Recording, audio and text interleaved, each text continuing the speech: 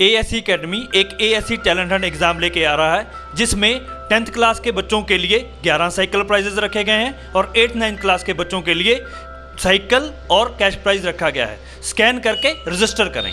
कुर्सी पे बैठने वालों को जमीन की अहमियत याद रहे, सच दिखाते हैं। सच का सामना में आपका एक बार फिर स्वागत है। असेंबली का इलेक्शन का प्रचार का वक्त ख़त्म हो चुका है और कल जो समाजवादी के उम्मीदवार है शान हिंद, उसके ऊपर जो बुज़दिलाना हमला हुआ, उसके ताल्लुक़ से पार्टी बम्बई से, लखनऊ से फ़ोन आया। उन्होंने ट्वीट भी किया। निवडणुक अधिकारी के यहाँ से भी हमको इन्फॉर्म किया गया कि यार हम लोग वो पूरे मामले की जांच कर रहे हैं और मुकामी पुलिस भी जांच कर रही है और ऐसा समझा है कि उनको मुकामी पुलिस को कुछ समझाए कि वो लोग कहाँ है, ऐसी कोई हमारी मालूमात है। आज प्रेस को बुलाने का मकसद ये था कि ये दो उम्मीदवार जो इलेक्शन लड़ रहे हैं, ये इस तरह की हरकत अगर कर रहे हैं डराने के लिए या हमारे वर्करों को डराने के लिए, तो हमने कल भी ये कहा था कि यार वो डरने वाले नहीं हैं।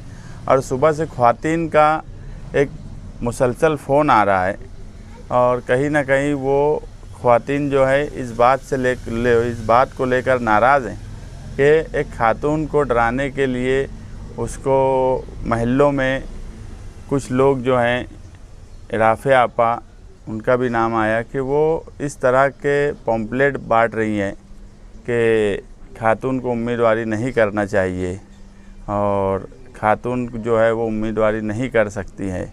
इस तरह का पॉम्पलेट बांट रही है। वो उनकी बहन है, उनके लिए प्रचार करे। उसमें हमारा कभी ये मैं बोलता नहीं हूँ कि उन्होंने नहीं करना चाहिए। सबको हक है जमहूरियत में एक दूसरे का साथ देना, मगर एक जमहूरी मुल्क में, एक दस्तूरी मुल्क में इस तरह से प्रचार करना जो दस्तूर और जमहूरियत के ख़िलाफ़ है। आज जिस मुल्क में हम रह रहे हैं, यहाँ 50% लोकल बॉडीज़ में रिजर्वेशन है और उसका सभी लोग, वो खुद भी जो है अपनी पार्टी की तरफ से 50% ख़वातीन को उम्मीदवारी देते हैं। और एक खातून पर अगर इस तरह से हमला हो और उसके बाद भी इस तरह की बात हो, तो कहीं ना कहीं खातून और औरतों की नाराज़गी आई है और औरतें जो है इस हमले की मजम्मत कर रही हैं और इस तरह का जो औरत को दबाने के लिए जो कोशिश की जा रही है, तो ये बात को हम सही नहीं मानते हैं। इसलिए पार्टी की कुछ ख़वातीन ने और आंगनवाड़ी की कुछ ख़वातीन ने ये तय किया है कि आज शाम में 4 बजे से 6 बजे तक वो अपने अपने एरिया में काला झंडा लेकर इस वाक़े की मजम्मत करेंगी अपने अपने महल्लों में।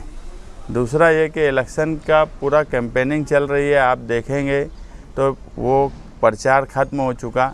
मैं बहुत हैरान हूँ कि मौजूदा एमएलए उन्होंने मैनिफेस्टो, या जिसको हम आम तौर पे कहते हैं, जो 5 साल उम्मीदवार क्या करने वाला है, वो जारी नहीं किया। तो मुझे बहुत हैरत हुई कि मौजूदा एमएलए जो है वो इलेक्शन छोड़ चुके हैं। उनके पास ना कोई टीम वर्क है इलेक्शन लड़ने की और ना ही उनके पास आगे 5 साल के लिए कोई ऐसा प्लान है या कोई प्रोग्राम है। पीछे 5 साल नाकामी में गए, उस वक्त मैनिफेस्टो जारी किया गया और उन्होंने ये तस्लीम किया कि मैं मैनिफेस्टो पर अमल नहीं कर सका। मगर कोई भी उम्मीदवार, छोटे से छोटा उम्मीदवार भी, वो 5 साल के लिए क्या करने वाला है ये आवाम को ज़रूर देता है। इलेक्शन का सबसे अहम मुद्दा जो होता है और सबसे अहम बात जो उम्मीदवार की होती है, वो यही होती है कि वो आने वाले 5 साल में क्या करने वाला है। मौजूदा एमएलए, आज वो एमएलए रहते हुए अगर वो अपने इलेक्शन में अपना मैनिफेस्टो नहीं जारी कर सकते, तो मालेगांव शहरियान को मैं यही बताना चाहता हूं कि आप समझिए वो इलेक्शन कैसे लड़ रहे हैं, या वो इतने कमज़ोर इलेक्शन में उनका हिस्सा है कि उनको आप वोट देना कहीं ना कहीं वोट ज़ाय होने जैसा है। जो आदमी के पास 5 साल का प्रोग्राम नहीं है, जो आदमी के पास 5 साल में वो क्या करने वाला है ये आवाम में नहीं बता सकता है, तो वो इलेक्शन उसके लड़ने या उसको वोट देना कोई मतलब की बात नहीं है। वोट अपनी ज़ाय करना है। मेरा सिर्फ इतना ही आज प्रेस वालों से मैसेज देने का शहरियान को मकसद है कि हमने एक शान की गारंटी दी और शहर भर में उसको लोगों ने पसंद किया और हमने पहली बार ऐसा हुआ कि क्या मसला है और उसका हल क्या है।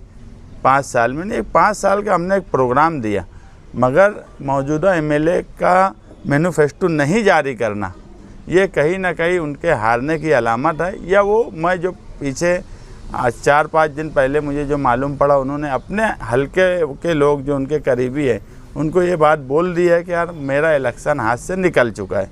मुझे लगता है यही वजह है कि उन्होंने अपना मैनिफेस्टो जारी नहीं किया। या अगर मीडिया वालों के पास, मुझे तो कहीं से नहीं मिला, या आप मीडिया वाले हो, आप पूरे इलेक्शन में सभी लोगों की कैंपेनिंग किए, सभी उम्मीदवारों के लिए काम किए, सभी आदमी, मैं ये मानता हूँ कि जिस तरह से उम्मीदवारों ने मेहनत की उसी तरह से मालेगांव शहर की इलेक्ट्रॉनिक मीडिया ने भी पूरी ताकत से जो मेहनत करना चाहिए था कि इलेक्शन के प्रचार के लिए, सभी के लिए उन्होंने वो कोशिश की। अगर आप लोगों को कोई इल्म होगा कि उन्होंने अपना 5 साल का प्रोग्राम जारी किया है तो वो मुझे बता दो। पिछले 5 साल का प्रोग्राम जारी किया है। पिछले 5 साल का प्रोग्राम जारी करने के बाद उन्होंने ये बात मान लिया था कि यार मैंने वो मैनिफेस्टो पे कोई अमल नहीं कर सका। मगर 2024 का इलेक्शन में अगर मौजूदा एमएलए शहरियान को आगे का प्रोग्राम या अपना मैनिफेस्टो नहीं जारी कर सकते हैं तो उनको इलेक्शन लड़ने का हक बचा है क्या? मैं ये मानता हूँ कि अगर जो आदमी 5 साल का प्रोग्राम या 5 साल वो आवाम के लिए क्या करने वाला है, वो झूठ सही वो बात की बात है। अगर वो भी जारी नहीं कर सकता है तो वो इंसान को या वो आदमी को इलेक्शन लड़ने का हक बचा है क्या? क्या ये सवाल शहर की आवाम से आपका? हाँ, आवाम से ही है, मेरा शहर की आवाम से है कि जो अपना मैनिफेस्टो या अपना प्रोग्राम नहीं जारी कर सकता उनको अब वोट मांगने का या उनको इलेक्शन लड़ने का हक बचा है क्या? पूरे इलेक्शन पीरियड में जितने भी जलसे हुए, आपने जो भी सुना होगा, इसमें बहुत सारे जलसों के स्टेजों से तामीर तरक्की की बात, मालेगांव के फ्यूचर की बात आवाम ने सुनी ही नहीं, सिर्फ एक दूसरे को बुरा कहा गया। इसको कैसे देखते हैं? नहीं, फिर आप हमारे जलसे में शायद कम आए होंगे। इलेक्शन में हमने जो है 25 साल की मिली जोड़ पर एक बात बोली, तब्दीली की एक बात बोली, और हर इलेक्शन में हम क्या देने वाले हैं उस पर हमने कहीं ना कहीं बात बोले। हमने हमारे उसमें कहीं गोली बंदूक की बात कोई हमारे कैंपेनिंग में नहीं सुना होगा, कोई हमने दूसरी लड़ाई झगड़े की बात नहीं सुनी होगी। हाँ, ये हुआ कि ये दोनों ने जिस तरह का माहौल बनाए, जैसे कल का वाक़या ले लो कि शहर किस लाइन पर चला गया है कि किसी ने शान हिंद की गाड़ी पे पत्थर मारा और उसके बाद वो पिस्तौल निकालने वाला था नहीं निकालने वाला था वो बात अभी तक समझी नहीं, मगर खबर जो मुझे पहली समझी वो यही समझी कि गोली चली है। ये इसलिए हुआ कि ये जो पूरी कैंपेनिंग में दोनों तरफ से मौजूदा एमएलए और साबिक एमएलए बंदूक गोली, ये लोगों के एक ऐसे आम जहन में हो गया है कि कोई भी वाक़या नहीं, आज बंदूक और गोली किसी पर भी चल सकती है, ऐसी मेंटलिटी आम लोगों की बन चुकी है। तो ये मेंटलिटी बनने की वजह है इनका इलेक्शन में कैंपेनिंग करने का तरीका। हमने कहीं ना कहीं मुद्दे की बात की है। अकबरुद्दीन अवैसी आए, उन्होंने भी यहाँ तक कह दिया कि जख्मी शेर है रिक्शा वाले, मतलब वो भी यहाँ पर आकर वही बात करके गए। अब वो ये बात किए, हमारे धर्मेंद्र यादव और इकरा हसन आए थे, उन्होंने क्या बात किए ये भी सारा शहर जानता है।